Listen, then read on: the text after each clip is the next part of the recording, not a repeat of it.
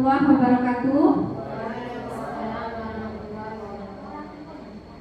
Adapun tujuan daripada hari ini adalah merupakan aksi nyata dari modul tugas Guru Putra 1.4 yaitu budaya positif, di mana isi presentasi hari ini adalah yang pertama pembukaan, yang kedua sambutan kepala sekolah, ketiga penyampaian materi penerapan budaya positif di sekolah, keempat umpan balik konstruktif, kelima penutup. Next.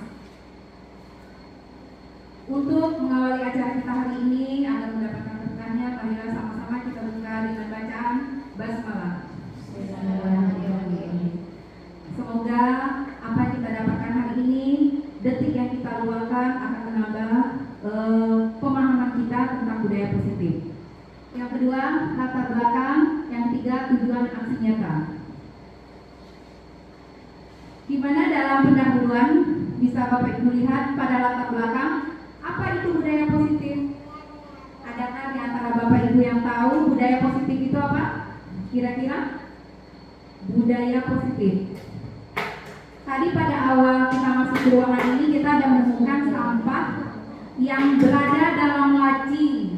Berarti anak-anak belum terbiasa tapi menumbuhkan kesadaran dari dalam dirinya untuk membuang sampah pada tempatnya. Nah, itu merupakan salah satu contoh daripada budaya positif. Apa itu budaya positif? Budaya positif adalah keyakinan dan nilai yang disepakati yang menjadi kebiasaan bersama yang akan dilakukan dalam waktu yang lama, tidak secara instan Bapak Ibu. Budaya positif dapat diterapkan dalam pembuatan keyakinan kelas. Muara dari budaya positif yang akan saya presentasikan hari ini adalah nanti Bapak Ibu guru juga akan dapat membuat atau mempresentasikan dan dipraktekkan di kelasnya masing-masing dalam membuat keyakinan kelas. Kemudian budaya positif juga akan bertanggung jawab, siswa merasa terlibat dan bertanggung jawab dalam menjalankan disiplin tersebut. Jadi siswa merasa dilibatkan, tidak hanya satu arah. Dengan cara penyelesaian masalahnya secara restitusi atau segitiga restitusi. Nanti akan kita bahas di pembahasan selanjutnya. Karena guru masih seringkali menggunakan posisi kontrol sebagai penghukum, pembuat rasa bersalah dan teman. Agar terjadi perubahan positif, maka perlu adanya kolaborasi antar warga sekolah. Adapun yang menjadi tujuan dari aksi nyata ini adalah yang pertama, siswa atau murid merasa terlibat dalam bertanggung jawab dalam menjalankan disiplin. Kedua, murid merasakan proses menciptakan kondisi untuk memperbaiki kesalahannya sehingga karakter mereka lebih kuat ketika kembali dalam kelompoknya. Itu tadi sekilas tujuan dan latar belakang untuk kegiatan kita hari ini. Kita dengarkan dulu arahan dan sambutan dari Ibu Kepala SMA Negeri 12 Tebo, Ibu Fitriwati SPD MPD, persilakan.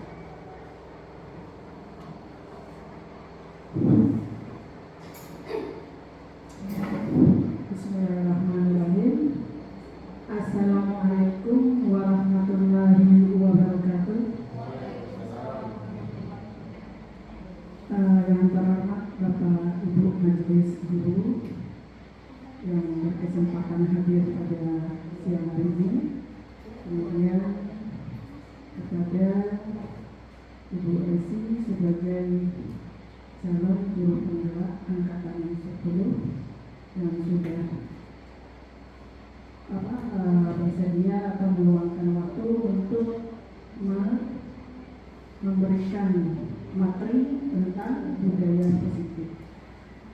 Yang pertama, marilah kita sama-sama memanjatkan puji syukur kehadirat Allah Subhanahu wa Ta'ala yang mana pada siang hari ini kita masih bisa diberi kesempatan, kesehatan untuk dapat berkumpul di ruangan kelas ini. Kemudian salam dan salam kita berpatulah kita aturkan kepada junjungan kita Nabi besar Muhammad SAW. Yang pertama, saya mengucapkan terima kasih kepada Ibu Resi sebagai pemateri untuk hari ini, kemudian kepada Bapak Ibu Guru yang sudah berkenan untuk hadir berkesempatan untuk bisa mengikuti acara ini. Nah, untuk ini dalam kesempatan ini kita dengan adanya kegiatan daripada calon guru penggerak angkatan 10 ini dengan materi budaya positif, ya tentunya kita berharap kepada kita selaku guru untuk bisa memahami apa itu kita budaya positif yang nantinya muaranya itu adalah kita bisa menerapkan kepada siswa-siswi kita supaya kita ada perubahan, bisa bergerak dari yang belum pernah atau yang belum mengetahui apa itu sebenarnya budaya positif. Karena apa? Sebenarnya kita dalam kehidupan sehari-hari itu kita sudah melakukan, tapi belum belum dibudayakan. Ya seperti hal yang tadi, yang kecil. Kalau kita terus mengingatkan kepada anak untuk membuang sampah pada tempatnya, kita tidak akan susah. Yang pagi kita akan memberikan kepada anak itu, perintah kepada anak itu untuk membuang sampah pada tempatnya. Jadi lingkungan ataupun kelas itu akan tetap bersih karena dia punya kesadaran untuk melakukan hal tersebut. Nah, di sini dengan adanya kesempatan ini, yang mudah-mudahan berawal dari kita sendiri itu bisa kita terapkan, terutama yang penting saja budaya. Kan ada budaya salam sapa, kan itu salam setiap ketemu dengan siswa ataupun dengan guru kita sesama guru, ada salamnya, ya kita memberikan salam pulang seperti itu, ada juga kan itu.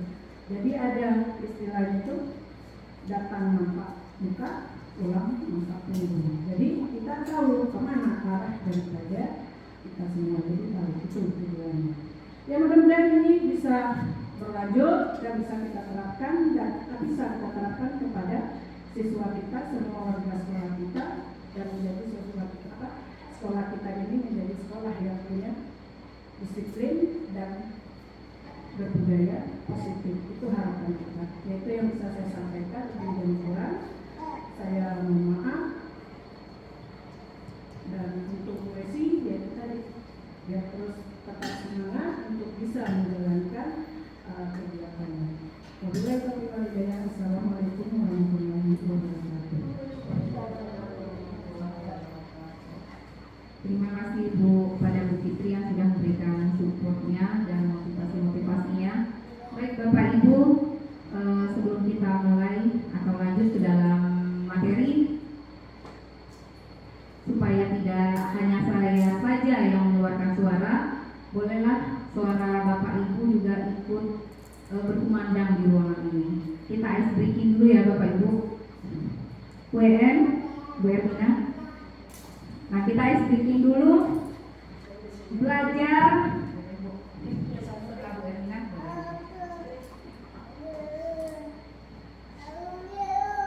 untuk meningkatkan konsentrasi dalam belajar dan meningkatkan pemahaman. Ada baiknya kita juga sebagai guru di dalam kelas itu perlu memberikan ice breaking atau teknik-teknik permainan yang sehingga bisa dapat membangkitkan motivasi siswa. Sama sepertinya dalam hal ini saya akan memberikan ice breaking, di mana dalam belajar itu adalah suatu proses untuk menggali informasi dari apa yang belum kita ketahui menjadi kita ketahui. Sama halnya dengan ice breaking ini. Ketika kita tahu semut itu kecil dan gajah itu besar, sekarang kita akan mengubah pemahaman itu. Lambangnya yang berubah. Ketika saya sebutkan semut itu kecil atau besar Bapak Ibu? Kecil. Gajah? Besar. Diulangi Bapak Ibu, Pak Diansa, suaranya Pak Sarudin, Bapak Heru. Semut? Kecil. Gajah? Nah, pada saat itu kita akan belajar. Lambangnya kita ganti. Kalau kecil lambangnya seperti ini ya Bapak Ibu. Semut kecil. Gajah besar. Baik, sekarang lambangnya kita ganti. Ketika saya menyebutkan semut, silakan besar, tetapi ucapannya tetap kecil. Konsentrasi. Semut kecil. Semut kecil. Gajah besar. Bisa ya Bapak Ibu?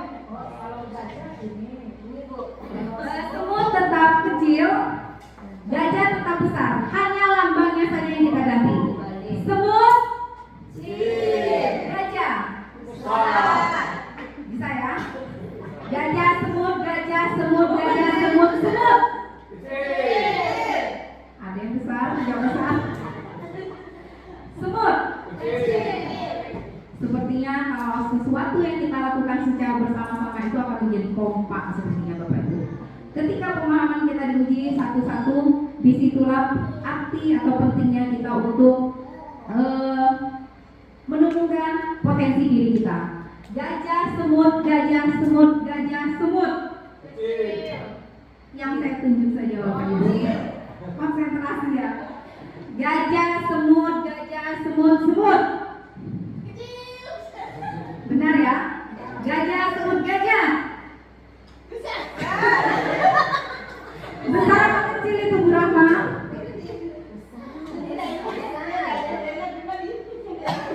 Gajah semut, semut. Gajah.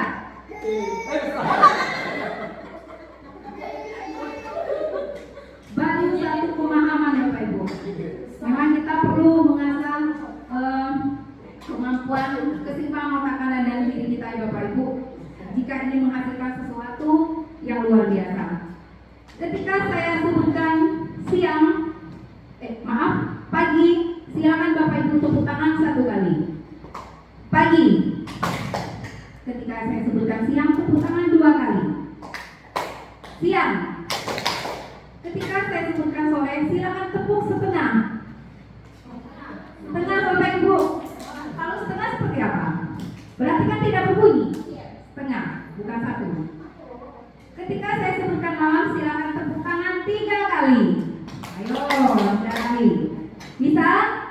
Pagi, siang, malam, sore.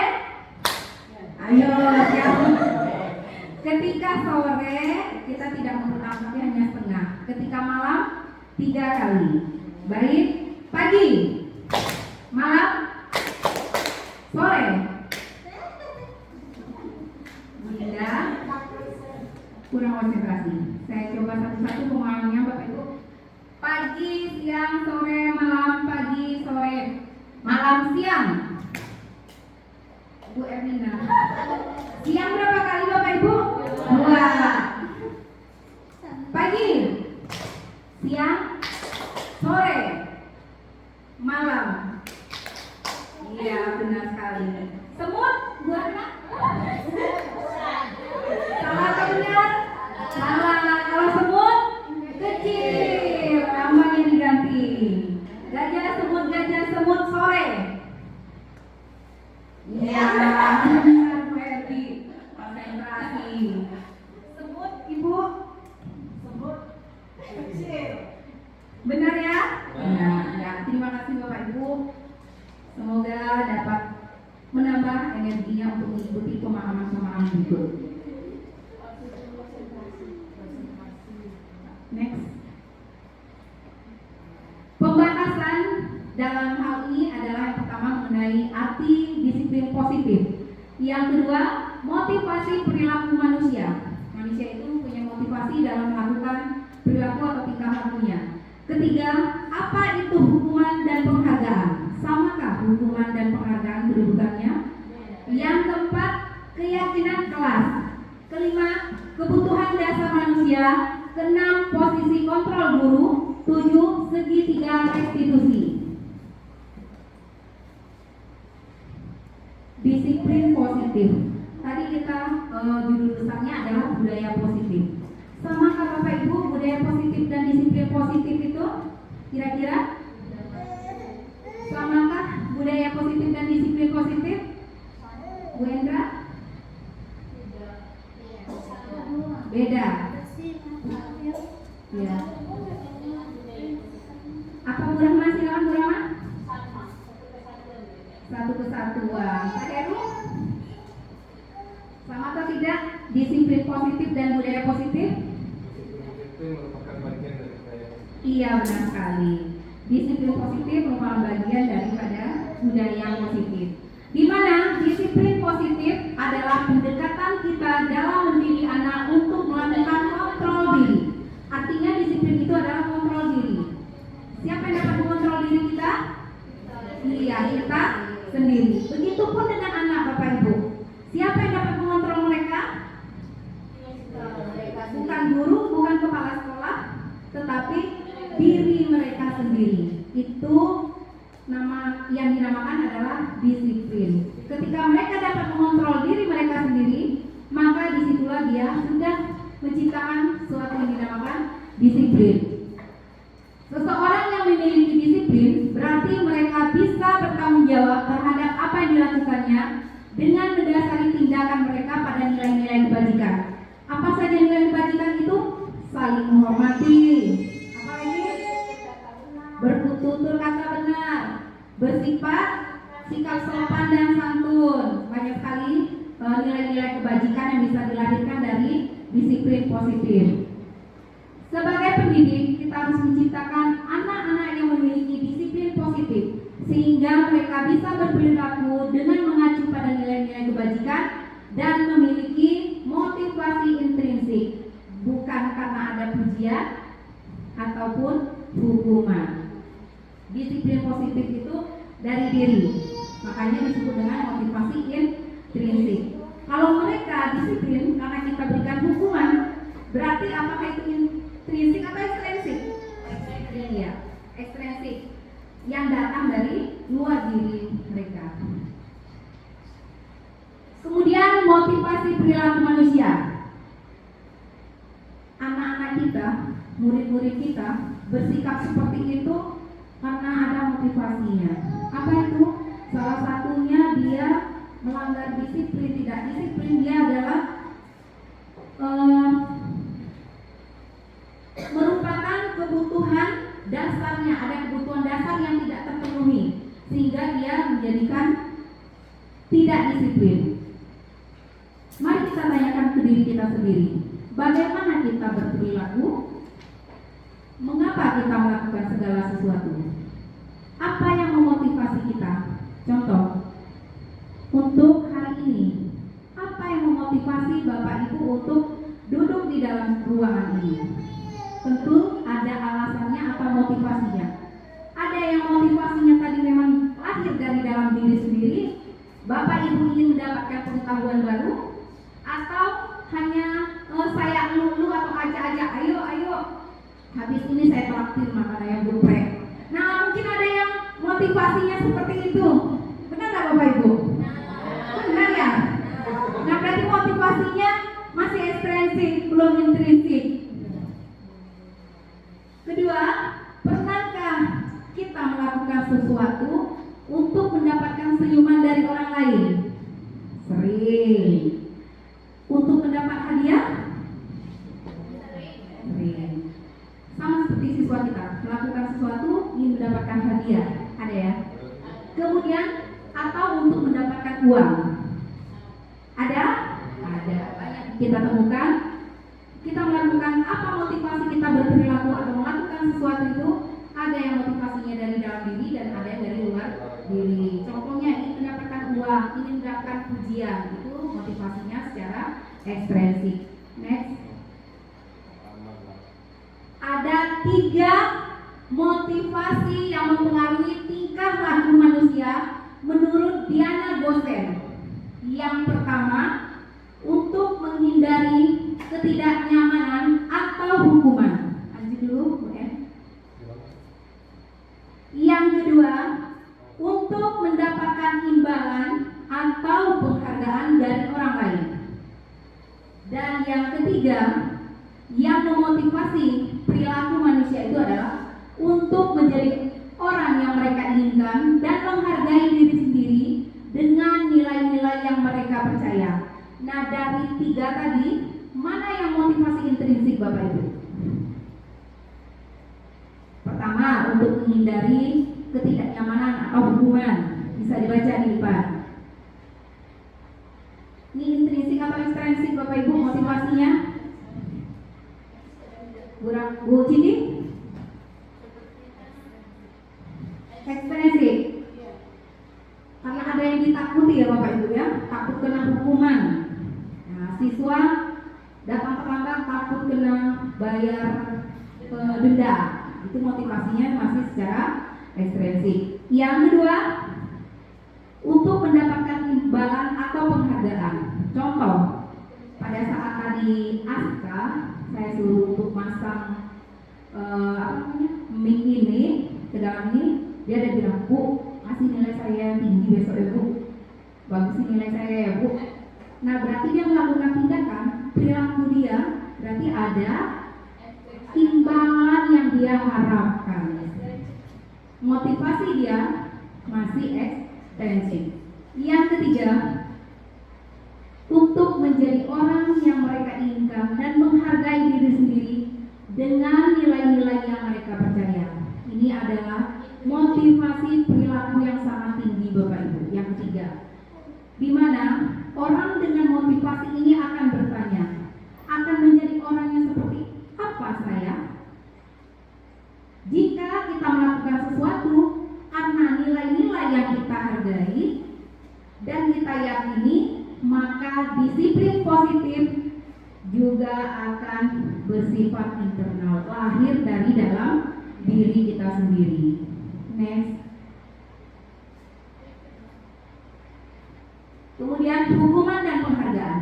Seperti di awal saya katakan, hukuman dan penghargaan itu merupakan bagian daripada yang mendasari perilaku siswa kita atau anak didik kita.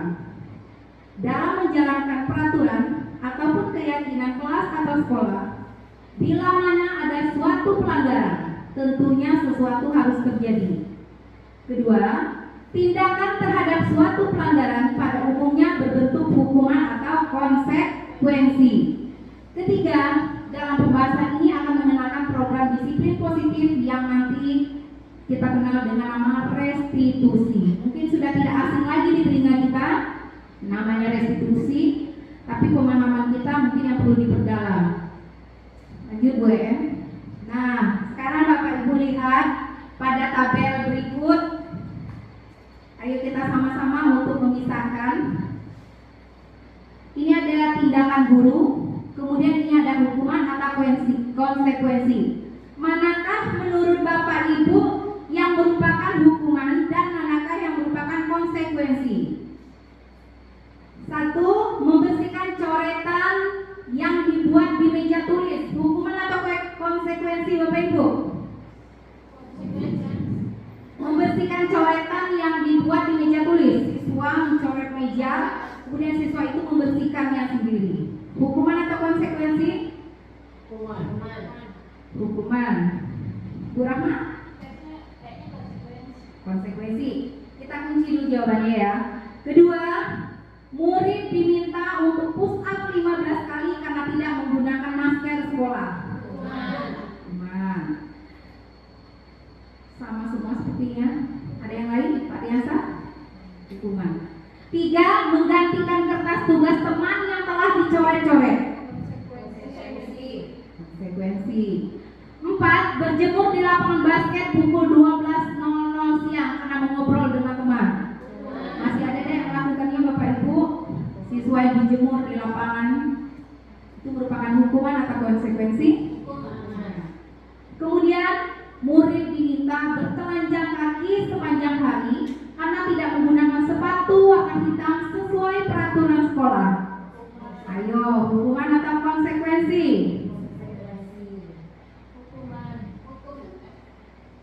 Bu Rama? Hukuman. Murid diminta bertelanjang kaki sepanjang hari karena tidak menggunakan sepatu warna hitam sesuai peraturan sekolah. Oke, kita kunci jawabannya, konsekuensi. Kemudian berdiri di depan kelas sambil mengangkat kaki satu karena tidak bisa menjawab pertanyaan. Mungkin anak SMA jarang ketemu, yang SD SMP masih sering mungkin. Jewer telinga belah satu lagi. Itu hukuman atau konsekuensi Bapak Ibu? Kemudian membersihkan tumpahan air di meja tulis karena tersenggol pada saat belajar. Baik, kita lihat jawabannya. Bu Endra. Membersihkan coretan yang dibuat di meja tulis itu merupakan konsekuensi. Kenapa? Iya, dia melakukan dengan mencoret meja, dia melahirkan motivasi sendiri dari dalam dirinya untuk membersihkan meja itu kembali. Itu merupakan konsekuensi. Yang kedua, murid diminta untuk push up. Berarti termasuk. Kenapa termasuk hukuman? Karena guru ya. Bagus sekali. Bolehlah hapus untuk kurang mak. Murid yang baik. Artinya, ketika kita memberikan hukuman itu adalah bersifat satu arah. Hanya saja guru saja menetapkan hukuman itu tanpa melibatkan siswa. Itu dinamakan hukuman. Karena siswa tidak menginginkan, kita yang memberikan hukuman. Ketiga, menggantikan kertas tugas teman yang telah dicoret-coret termasuk konsekuensi. Karena si diri yang mencoret, dia akan menggantinya. Sama halnya seperti jika dia melakukan memecahkan kaca kelas ya Bapak Ibu, konsekuensinya apa? Dia harus mengganti kaca yang pecah tadi. Jadi bukan hukuman. Kemudian berjemur di lapangan basket, sudah jelas itu adalah hukuman. Kelima, murid diminta bertelanjang kaki juga adalah hukuman. Hukuman tuh ya, karena kita yang meminta, guru yang menjatuhkan hukuman itu. Kemudian yang keenam, berdiri di depan kelas sambil mengangkat kaki satu, termasuk hukuman. Dan membersihkan tumpahan air di meja termasuk konsekuensi. Dari 7 pertanyaan, berapa yang benar jawaban Bapak Ibu? Semuanya? Setengah? Kita lanjut. Benar semua kata Bu Herianti. Kita lanjut materi yang ketiga, yaitu mengenai hukuman. Apa itu hukuman? Yang pertama, hukuman itu tidak terencana. Yang kedua, murid tidak tahu apa yang akan terjadi dan apa yang akan kita lakukan atas kesalahan mereka. Yang ketiga, murid tidak dilibatkan ketika kita memberikan hukuman. Kemudian hukuman itu bersifat satu arah, berupa fisik maupun psikis, disakiti dengan perbuatan atau kata-kata. Sedangkan konsekuensi terencana dan sudah disepakati dan dibuat oleh guru dan murid, sehingga murid tahu konsekuensi apa yang akan dilakukan ketika dia melakukan kesalahan tersebut. Kemudian diberikan berdasarkan data yang diukur berapa kali pelanggaran. Guru selalu memonitor murid dan murid tetap dibuat tidak nyaman, Bapak Ibu. Jadi kesimpulannya, hukuman dan konsekuensi itu juga bukan merupakan bagian dari disiplin positif juga, karena membuat murid sama-sama tidak nyaman akan perlakuan itu. Next, lihat Bapak Ibu. Kemudian penghargaan, dihukum oleh penghargaan.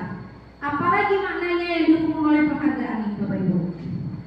Ketika siswa diberikan penghargaan, itu merupakan hukuman. Apalagi itu Bapak Ibu? Lihat, mungkin pemahaman baru ya, sama seperti halnya saya. Ketika mengikuti, mempelajari modul-modul 1.4 budaya positif ini, saya juga terkejut atau kaget bahwa penghargaan itu merupakan bagian dari hukuman. Ternyata Bapak Ibu, di mana pertama, penghargaan itu efektif berpengaruh hanya untuk jangka pendek Bapak Ibu, tidak untuk jangka panjang. Ketika kita memberikan penghargaan, mereka tidak menjadikan ketergantungan bagi diri mereka. Contoh, ketika Bu Endrawati masuk kelas, siswa yang tidak berani keluar di jam pelajaran bahasa Inggris akan Bu Endra kasih uang Rp2.000. Dan ketika Bu Endra tidak masuk, sakit, yang masuk ke kelas itu adalah Ibu Rahma, mereka keluar masuk kelas ke kantin. Artinya apa? Penghargaan yang diberikan Bu En Rp2.000 tadi tidak berpengaruh positif ke diri mereka. Yang kedua, penghargaan itu dapat merusak lihat timbul rasa iri dan berhenti untuk mencoba. Ketika kita memberikan penghargaan, maka akan ada sebagian murid yang merasa iri. Pun begitu juga dengan kita. Contoh guru, ketika diberikan penghargaan oleh kepala sekolah, diberikan perlakuan yang berbeda, tentu ada rasa iri bagi kita ya yang tidak mendapatkan penghargaan itu. Yang ketiga, mengurangi ketepatan. Artinya lebih banyak membuat kesalahan ketika diberikan penghargaan. Keempat, dapat menurunkan kualitas. Kelima, dapat mematikan kreativitas karena dia berkreasi hanya satu-satunya untuk memperoleh penghargaan. Kemudian, penghargaan itu merupakan menghukum. Apa artinya Bapak Ibu kira-kira? Ada yang bisa menjawab penghargaan itu menghukum? Bu Endra? Bu Rahma, penghargaan itu dapat menghukum. Siapa yang dihukum? Siapa yang merasa terhukum? Pak Biasa menjawab. Bu Herdi menjawab. Bu Cili? Ya, apa nama penghargaan itu dapat menghukum? Kalau penghargaan itu dibilang penghargaan itu dapat menghukum karena di situ adanya ketidakseriusan. Karena ada yang satu butuh karena memberikan hadiah karena ada sesuatu yang dia inginkan. Makanya dibilangnya hadiah itu dapat menghukum karena tidak ada keseriusan atau keinginan motivasi yang mendalam pada si penerima ataupun yang si pemberi. Ya, terima kasih Bu Rahma. Jadi penghargaan itu menghukum. Yang merasa terhukum itu siapa? Anak-anak yang tidak mendapatkan penghargaan, seperti merasa terhukum. Contoh, lomba kebersihan kelas. Ketika anak yang menang juara 1, 2, dan 3 mendapatkan penghargaan, anak yang kelas 2 kelas atau berapa kelas lainnya tidak mendapatkan penghargaan, mereka seperti merasa terhukum. Terhukum seperti apa? Merasa kelasnya dicap sebagai kelas terjelek atau terkotor. Itu maksudnya Bapak Ibu. Kemudian penghargaan itu dapat merusak motivasi dari dalam diri. Sudah jelas ya Bapak Ibu ya.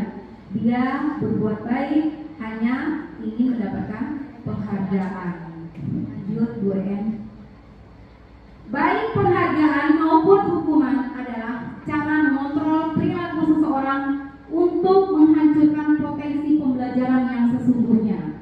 Tindakan memberikan penghargaan nilainya sama dengan menghukum seseorang Bapak Ibu.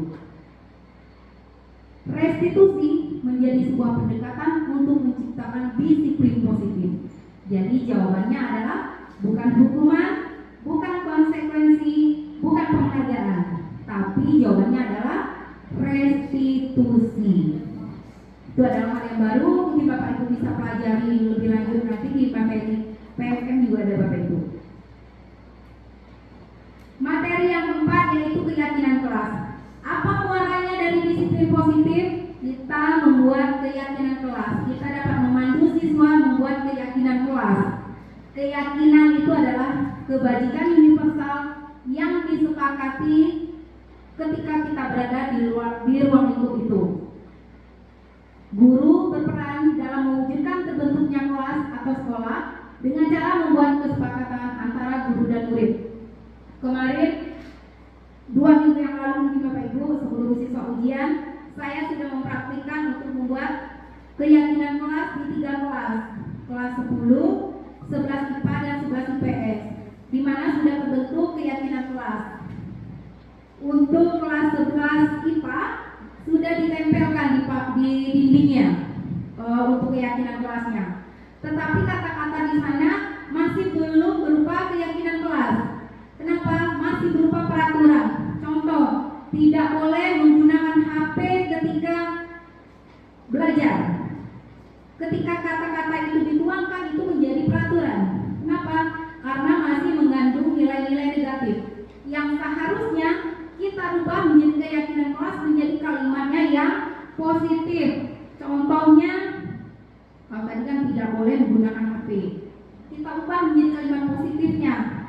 Boleh menggunakan HP pada saat izin dari guru mata pelajaran atau boleh menggunakan HP ketika digunakan sebagai sumber belajar. Nah, itu namanya keyakinan kelas, Bapak Ibu. Nah, pembentukan keyakinan kelas berupa pernyataan universal. Jadi bukan pertanyaan, yang lebih tepat ke dalam pernyataan. Kemudian tidak terlalu banyak agar mudah diingat dan dipahami. Ketiga, dapat diterapkan di lingkungan sekolah. Keempat, semua warga kelas hendaknya ikut berkontribusi dalam pembuatan keyakinan kelas lewat kegiatan curah pendapat. Dan yang kelima, bersedia kembali meninjau keyakinan kelas dari waktu ke waktu. Artinya apa? Keyakinan kelas itu tidak permanen. Nah, jadi PR-nya Bapak Ibu, terutama wali kelas, pada saat tahun ajaran baru nanti, silakan Bapak Ibu wali kelas untuk membuat keyakinan kelas sebelum belajar itu dimulai. Bukan seperti itu ya, Bu Kepala Sekolah? Iya. Untuk membuat keyakinan kelasnya Bapak Ibu disepakati. Apa keyakinan kelas? Keyakinan, bukan peraturan Bapak Ibu. Karena keyakinan itu lahir dari dalam keinginan mereka sendiri. Apa yang mereka inginkan? Contoh kemarin ketika saya mempraktikannya, siswa ada membuat menginginkan kelasnya merasa nyaman ketika siang katanya boleh melepas sepatu saat pembelajaran. Nah, itu harus kita dengarkan Bapak Ibu. Keyakinan-keyakinan seperti apa yang mereka inginkan, harapan dan impian apa yang mereka inginkan terhadap kelasnya. Kemudian mencatat semua masukan, apa masukan dari murid terhadap keyakinan kelas yang akan dimintanya. Kemudian menyusun keyakinan kelas sesuai prosedur. Gantilah kalimat dalam bentuk negatif menjadi positif. Contohnya, jangan berlari di kelas atau koridor. Ketika ada kata jangan, itu masih bersifat negatif. Maka kalimatnya kita ganti pada saat membuat keyakinan kelasnya, yaitu berjalanlah di kelas atau koridor. Kemudian tinjau kembali curah pendapatnya, mana yang layak dijadikan keyakinan kelas dan mana yang tidak. Kemudian proses persetujuan dan penandatanganan. Kemudian publikasikan, ditempelkan di kelas. Mungkin jadi PR Bapak Ibu wali kelas untuk semester baru nanti. Boleh nanya, Bu? Ya, silakan Bu Rahma.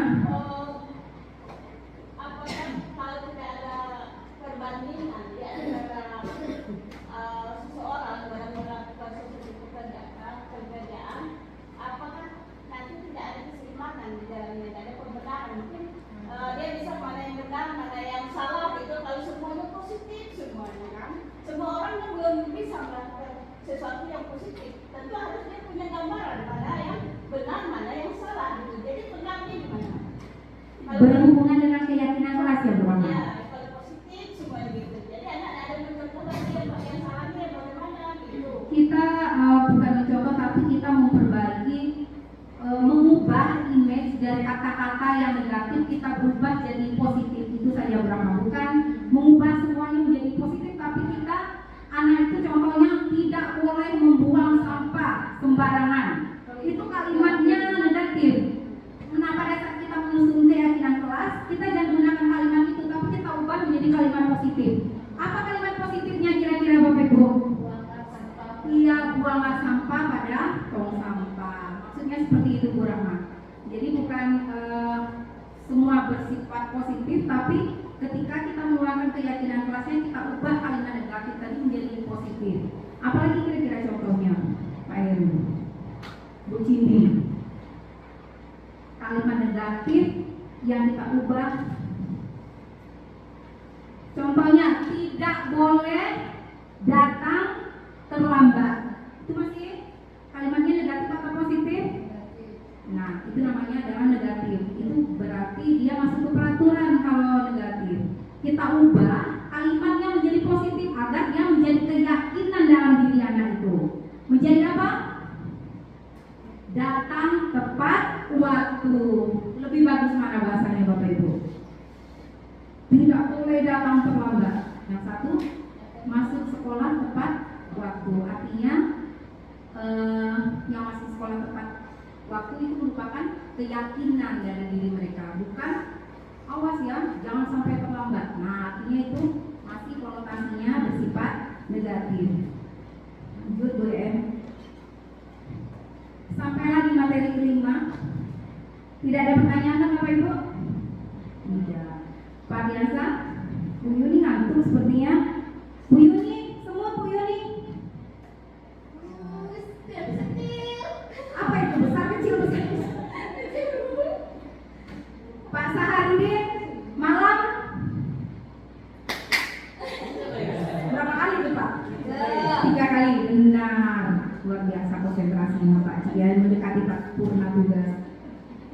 Bu Cindy, gajah. Gajah kecil. Salah atau benar Bapak Ibu? Salah. Aduh yang muda konsentrasi. Gajah Bu Cindy. Besar. Lambangnya seperti apa dengan besar ini? Besar. Bu Endrawati, siang. Bu Herdi, sore.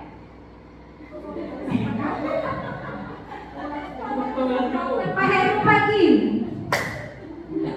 Bu R, gajah. Konsentrasi Bu. Ya terima kasih yang masih konsentrasi. Semoga tidak bosan mendengarkan suara saya. Kemudian kebutuhan dasar manusia. Nah apalagi Bapak Ibu kebutuhan dasar manusia itu? Apa itu kebutuhan dasar? Seluruh tindakan manusia memiliki tujuan tertentu. Semua yang kita lakukan adalah usaha terbaik kita untuk mendapatkan apa yang kita inginkan. Ketika kita mendapatkan apa yang kita inginkan, sebetulnya saat itu kita sedang memenuhi satu atau lebih dari satu kebutuhan dasar kita. Ketika seorang murid melakukan suatu perbuatan yang bertentangan dengan nilai-nilai kebajikan atau melanggar peraturan, hal itu sebenarnya dikarenakan mereka gagal untuk memenuhi kebutuhan dasar diri mereka, Bapak Ibu. Ketika murid melakukan kesalahan, itu yang perlu kita catat, bahwa mereka sudah gagal dalam memenuhi kebutuhan dasar hidup mereka. Apa itu kebutuhan dasar hidup? Next. Yang pertama adalah kebutuhan akan kasih sayang dan merasa diterima. Ketika mereka tidak mendapatkan kasih sayang atau tidak mendapatkan rasa diterima di bagian dalam kelompoknya, mereka akan berperilaku yang seperti kita lihat Bapak Ibu.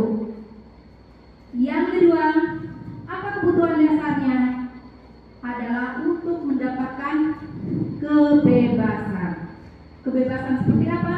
Contoh, kebebasan dalam pembelajaran Bapak Ibu.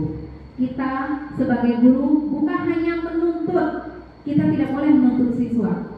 Kamu harus hafal ini, kamu harus pintar ini. Tetapi kita sebagai guru adalah hanya sebagai penuntun Bapak Ibu. Bukan penuntut tapi adalah penuntun. Padi yang tidak baik bibitnya, kita hanya bisa merubahnya menjadi bibit padi yang unggul, menjadi bibit padi yang ketika dipanen itu adalah bibit padi yang bagus. Kita tidak bisa merubah bibit padi tadi menjadi jagung, menjadi beras kulit dan sebagainya. Tapi kita hanya bisa mengubahnya. Contoh, menguburkan lahannya, menyiramnya, dan memupuknya. Kita tidak bisa merubah kodrat siswa. Dia perlu Bapak Ibu ingat. Anak itu terlahir dengan kodratnya masing-masing Bapak Ibu. Ada kodrat alamnya. Anak yang tidak bisa menari, jangan kita paksakan untuk menari Bapak Ibu. Karena dia terlahir dengan kodratnya masing-masing. Kita hanya bisa menuntun dan mengarahkannya. Apa yang dia bisa selain menari? Kemudian kebutuhan akan kesenangan. Apa itu kebutuhan akan kesenangan Bapak Ibu? Contoh, pelajaran penjas. Ketika mereka diberikan pembelajaran praktek, kira-kira bagaimana teknik atau metode yang diajarkan gurunya yang membuat mereka merasa memperoleh kesenangan di sana. Kemudian penguasaan. Apa itu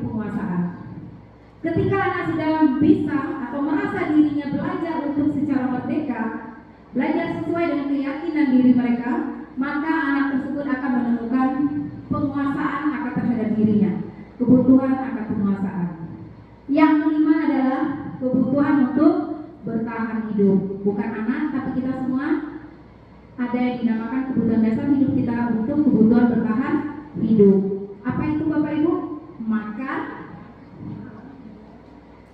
pangan, sandang, dan papan. Nah, ketika kebutuhan makan mereka, kebutuhan bertahan hidup mereka tidak terpenuhi, di situ anak-anak kadang merasa mengalami kegagalan, sehingga mereka mempunyai tingkah laku dan perilaku yang aneh-aneh yang kita temui Bapak Ibu ya. Ada saja yang kita temui tingkah lakunya, karena mereka tidak bisa memenuhi 5 kebutuhan dasar manusia ini. Lanjut, materi yang keenam yaitu posisi kontrol guru.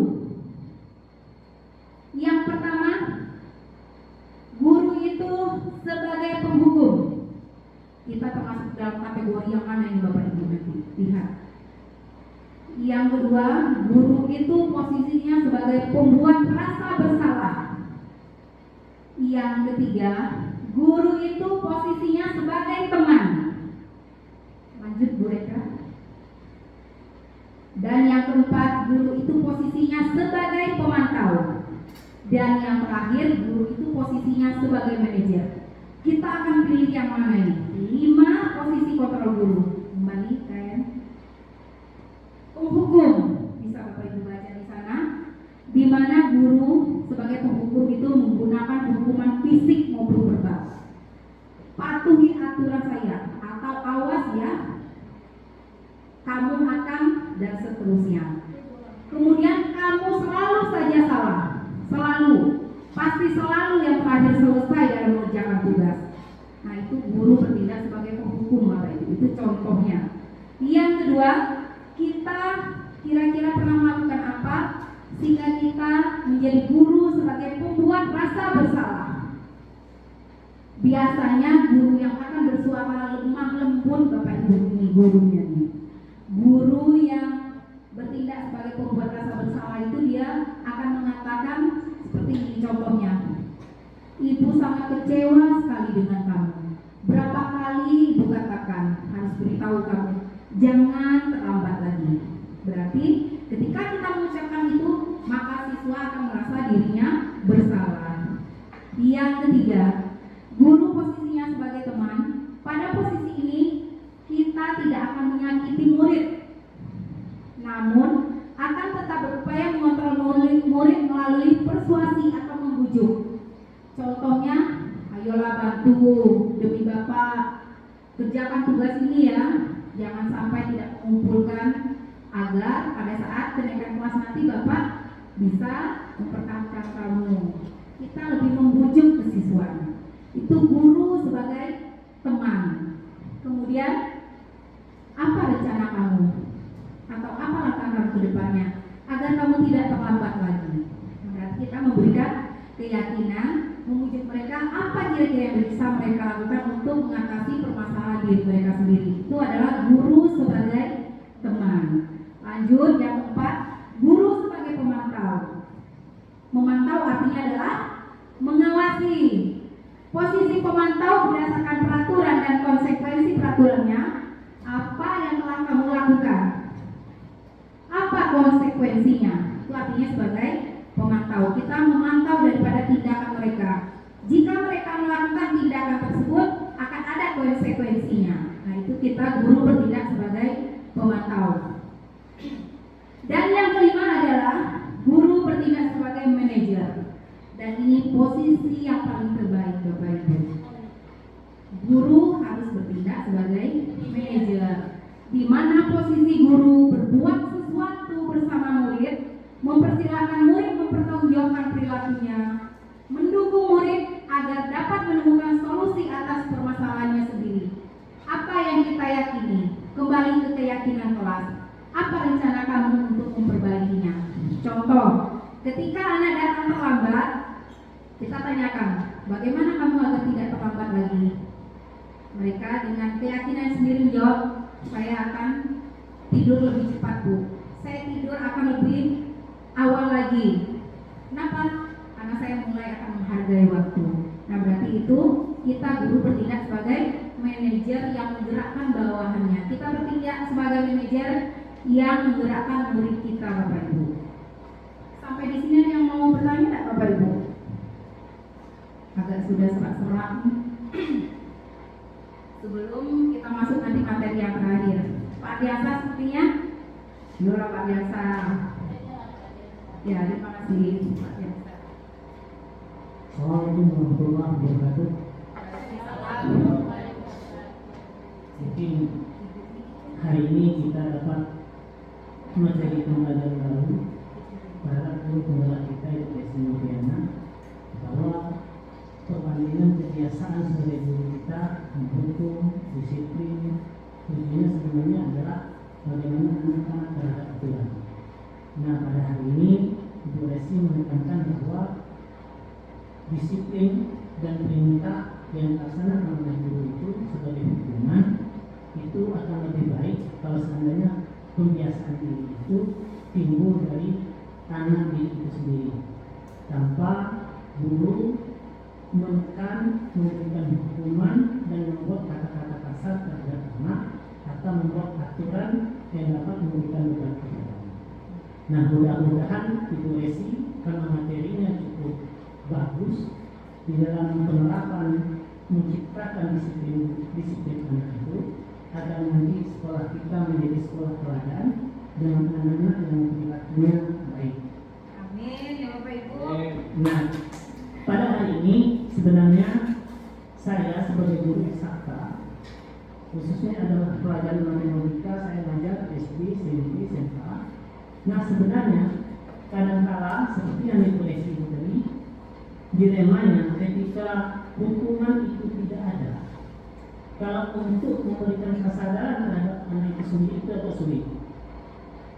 Misal contoh, suruh baca kali-kali, misalnya anak-anak disuruh baca kali 4, nah nanti disuruh anak untuk belajar sendiri tanpa ada hukuman, tanpa ada tantangan terhadap guru. Nah, bagaimana memberikan kesadaran itu? Nah, mudah-mudahan nanti Ibu Esi membuat pendekatan baru sehingga tanpa diperintah, tanpa dipaksa, anak mau belajar. Nah, itu sesuatu yang baru sehingga nanti guru-guru tidak sulit di dalam mengkoordinasikan atau mengkondisikan kelas. Nah, itu saja, mudah-mudahan Ibu Esi nanti dapat memberikan pencerahan kepada kami semuanya agar nanti kami dapat belajar bagaimana memberikan materi yang menarik, yang memberikan motivasi untuk tumbuh dan berkembangnya kita di dalam pendidikan. Ini saya berdoa. Assalamualaikum warahmatullahi wabarakatuh. Waalaikumsalam.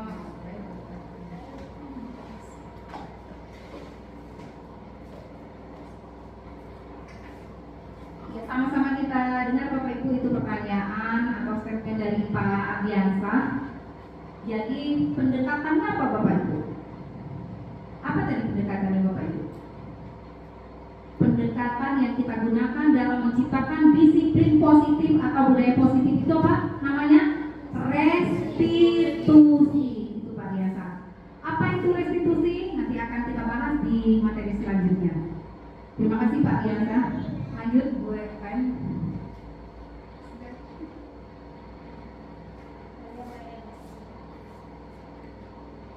Restitusi itu tadi merupakan pendekatan dalam menciptakan disiplin positif. Apa itu? Ada 3 langkah dalam menciptakan disiplin positif yang dinamakan restitusi. Yang pertama adalah menstabilkan identitas. Identitas siapa yang distabilkan? Identitas siswa yang merasa bersalah tadi. Dengan cara kita semua akan melakukan hal terbaik yang bisa kita lakukan. Yang kedua, memvalidasi tindakan salah. Tindakan siapa? Tindakan murid yang salah tadi. Kita validkan atau validasikan. Artinya apa? Bahwa semua perilaku itu mempunyai alasan. Datang terlambat ada alasannya. Yang ketiga, menanyakan keyakinan. Apa itu? Bahwa kita semua di dalam diri kita mempunyai motivasi internal diri kita. Contoh, datang berusaha untuk tidak datang terlambat pada saat upaya berpacaran. Itu kita sudah mempunyai keyakinan atau motivasi di dalam diri kita. Lanjut Bu Em. Nah, tulis bisa dilihat Bapak Ibu segitiganya. Yang pertama adalah menstabilkan identitas, itu berada di posisi paling bawah. Kemudian memvalidasi tindakan yang salah sama kedudukannya dengan menanyakan keyakinan. Lanjut Bu Em.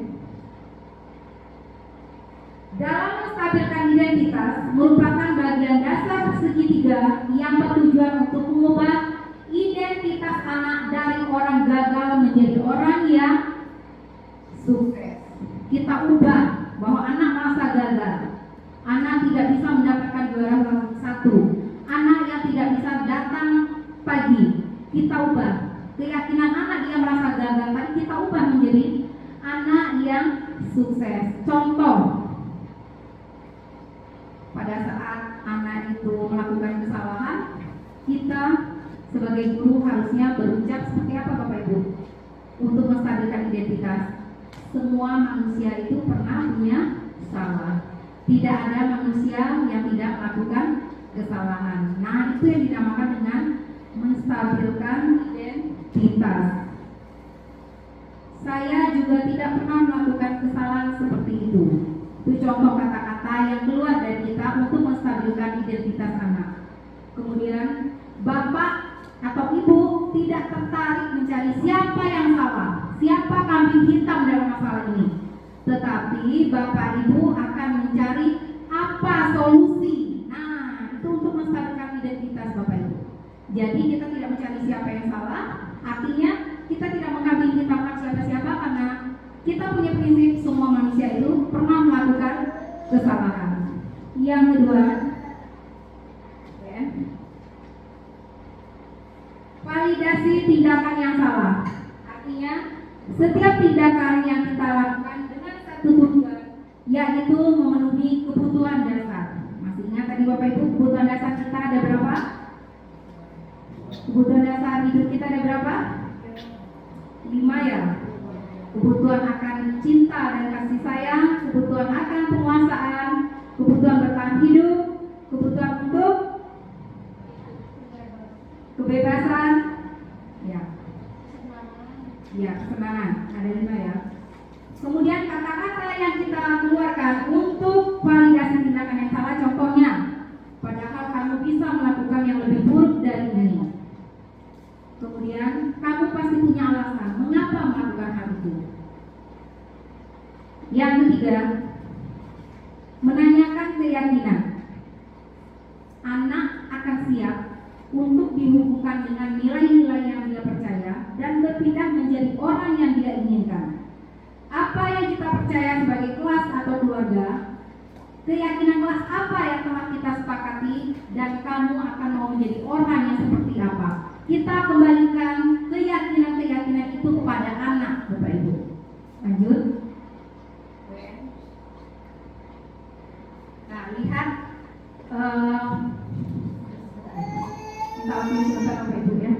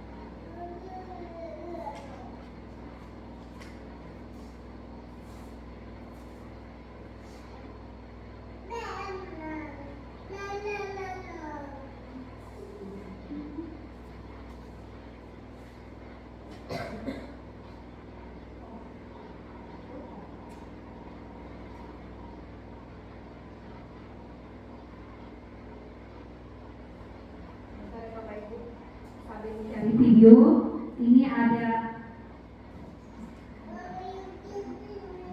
sambil mencari video Bapak Ibu, nanti akan saya tayangkan hasil praktik segitiga restitusi di kelas 11 IPA Bapak Ibu, sudah ada videonya, sudah saya pernah share di grup SMA kita. Ini ada angket Bapak Ibu, silakan Bapak Ibu isi mengenai penilaian diri Bapak Ibu sendiri, nanti akan dikumpulkan, kemudian akan saya rekap berdasarkan jawaban Bapak Ibu. Kita menjadi guru yang seperti apa? Sambil menunggu saya mencetak video ya Bapak Ibu.